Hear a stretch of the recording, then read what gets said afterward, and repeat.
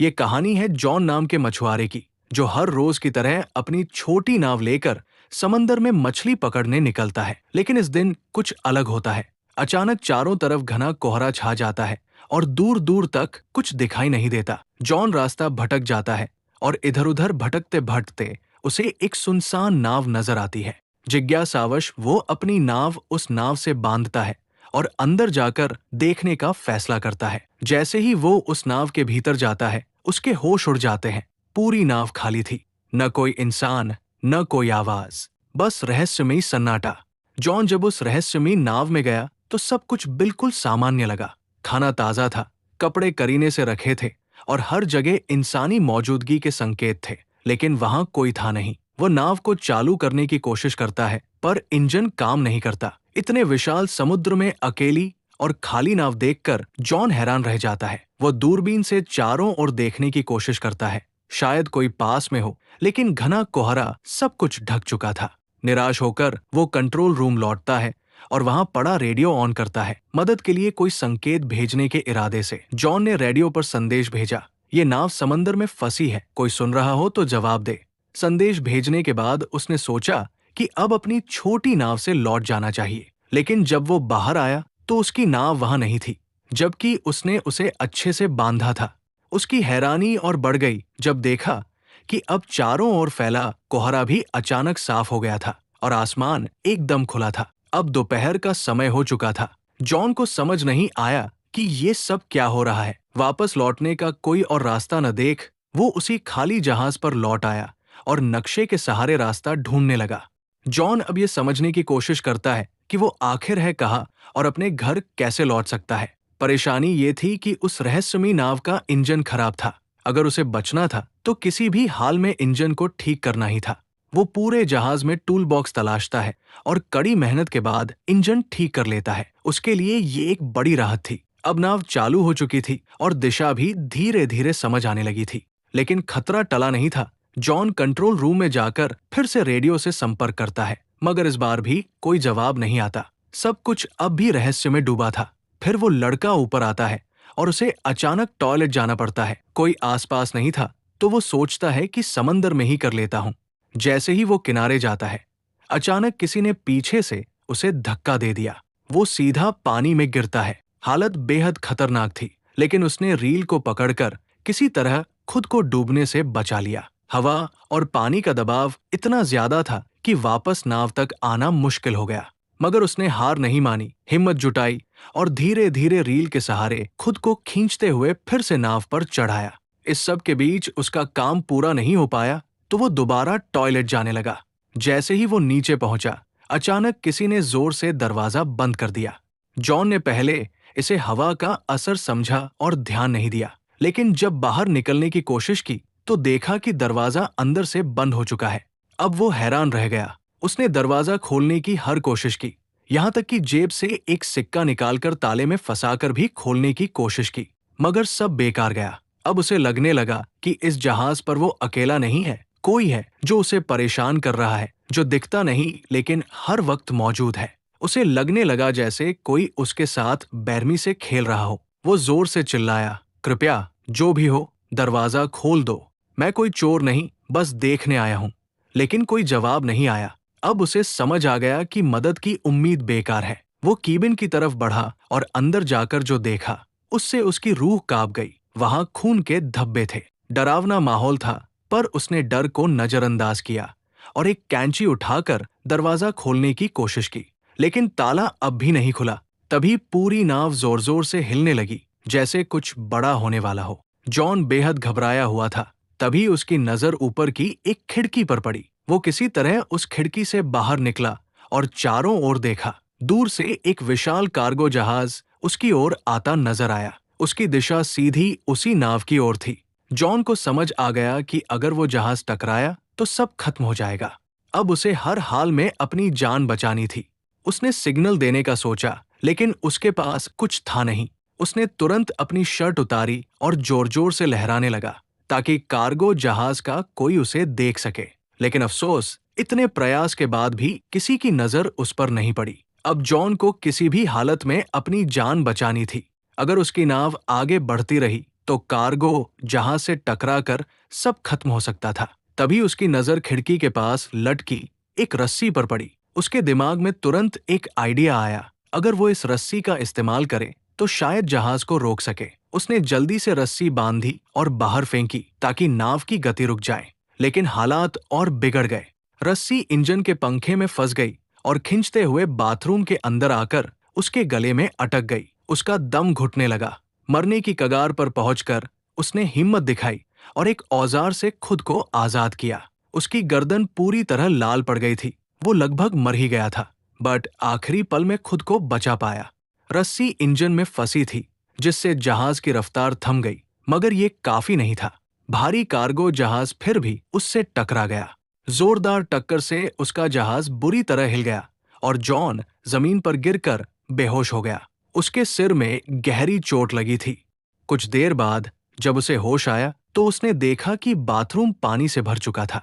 मगर सबसे हैरान करने वाली बात यह थी कि वो समुद्र का खारा पानी नहीं, बल्कि एकदम साफ और मीठा पानी था, जैसे कोई जानबूझकर उसे डराने की कोशिश कर रहा हो। वो एक बार फिर टूटकर भीख मांगता है, चाहे तुम जो भी हो, प्लीज मुझे जाने दो। लेकिन फिर भी कोई जवाब नहीं आता। अब वो भूखा, प्यासा और बेहद कमजोर हो चुका था।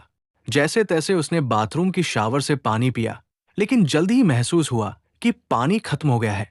फिर जब उसने सिंक से पानी पीना शुरू किया तो हैरान रह गया।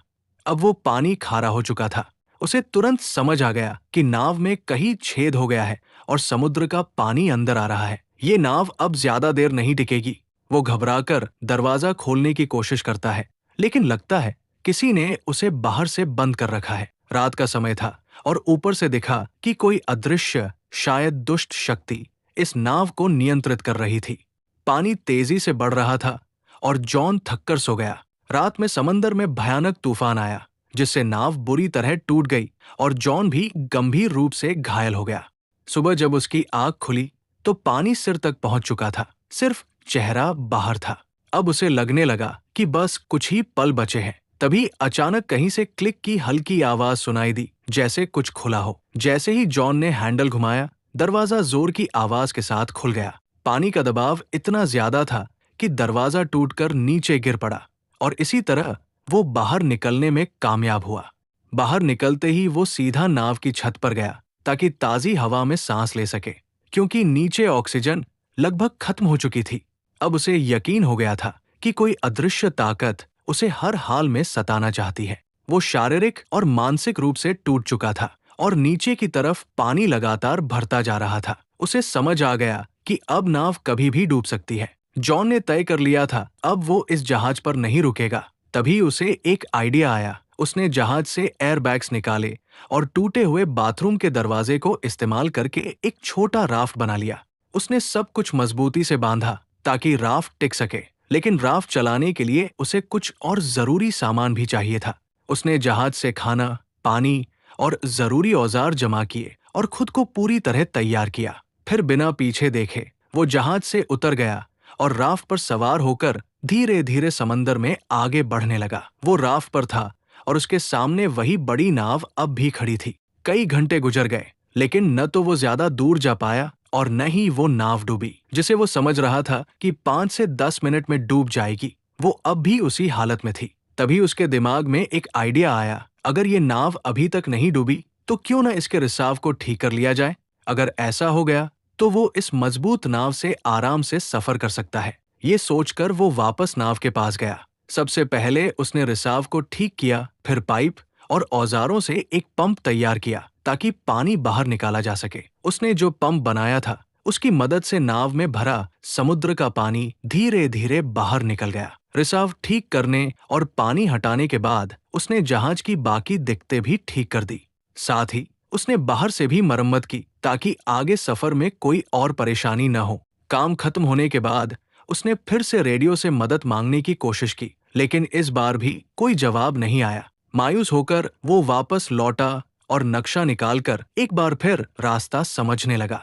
उसने नाव को आगे बढ़ाने की कोशिश की, लेकिन जैसे ही इंजन स्टार्ट किया, नाव बिल्कुल नहीं हिली, मानो फिर से उसे धोखा दे रही हो। वो नाव एकदम स्थिर थी, जैसे पानी में जड़ हो गई हो, और यही सोच उसे अंदर से तोड़ रही थी। वो पूरी तरह थक चुका था, उम्मीदें खत्म हो रही थी। तभी दूर से उसने एक और जहाज आते देखा। अब उसके पास बस एक ही रास्ता था, अपने छोटे राफ्ट से उस जहाज तक पहुंचना।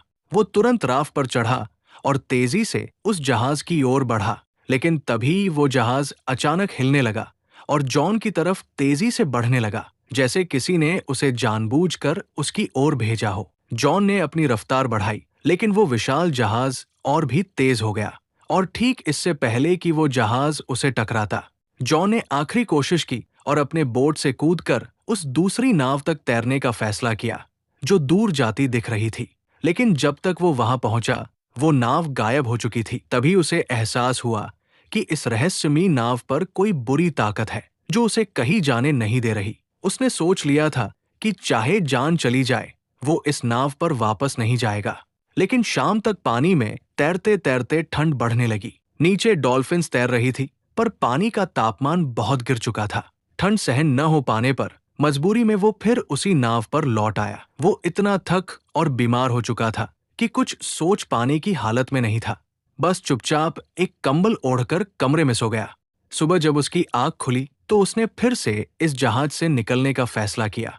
लेकिन अब एक और झटका मिला। कमरे का दरवाजा बंद था। वो घबरा गया और धीरे धीरे मानसिक रूप से टूटने लगा।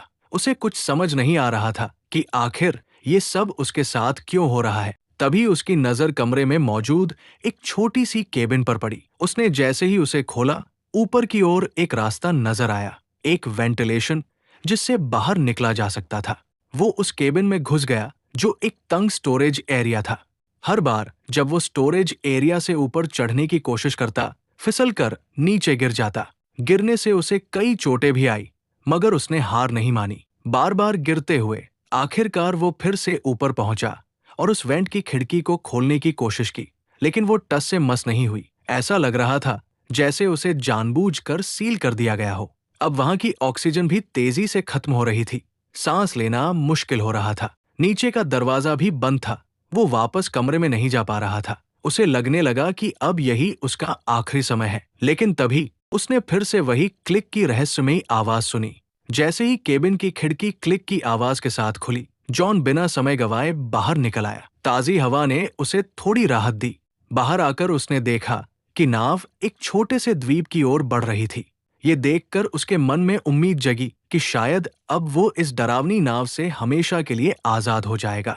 जैसे ही नाव किनारे पहुंची, वो फौरन उतर गया। उसे लगा कि इस द्वीप पर जरूर कोई है जो इस सब का जिम्मेदार है। गुस्से में उसने एक डंडा उठाया और द्वीप की तलाश शुरू की, लेकिन जल्द ही हैरान रह गया। पूरे द्वीप पर इंसान का कोई भी निशान नहीं था। अब जॉन फिर से गुस्से और डर से भर गया था। जैसे ही वो उस द्वीप से बाहर निकला, एक नया दृश्य उसकी आंखों के सामने आया। वही रहस्यमयी नाव जो उसे यहाँ लाई थी, अब शांत समंदर में आगे बढ़ रही थी, जैसे किसी और शिकार की तलाश में हो। ये देखकर जॉन को पूरी तरह यकीन हो गया कि ये नाव और ये द्वीप किसी बुरी ताकत के अधीन है। उसे अब हर हाल में यहाँ से निकलना था। उसकी जिंदगी अब भी बाकी थी। वो खोजबीन करता हुआ द्वीप की सबसे ऊंची चोटी पर पहुंचा और वहां से उसने दूर एक और द्वीप देखा। लेकिन वो इतना दूर था कि वहां क्या हो रहा है ये वो देख नहीं पाया। जैसे जैसे जॉन द्वीप पर घूमता रहा, वो धीरे धीरे पीछे की ओर आ गया। लेकिन जब वो वहां पहुंचा तो उसकी आंखें फटी की फटी रह गई। ये वही जगह थी जहां से उसकी यात्रा की शुरुआत हुई थी। सब कुछ वैसा ही था। वही उसकी पुरानी नाव ठीक उसी जगह बंधी हुई, और वही लोग, जैसे कुछ बदला ही न हो। पूरा माहौल पहले जैसा था, जैसे कुछ हुआ ही नहीं। जॉन एकटक सब देख रहा था। उसे यकीन नहीं हो रहा था कि ये सब एक बुरे सपने जैसा लगने वाला अनुभव असल में उसके साथ घटा था। लेकिन अब सवाल उठता था, उसकी नाव वहां दोबारा कैसे पहुंची और इस द्वीप की सच्चाई क्या थी? जॉन जब द्वीप के पीछे पहुंचा तो हैरान रह गया। वही जगह, वही नाव, वही लोग, जैसे कुछ भी नहीं बदला। उसे यकीन नहीं हो रहा था कि ये सब असल था या कोई बुरा सपना। मगर जो कुछ उसने झेला वो सच्चाई थी।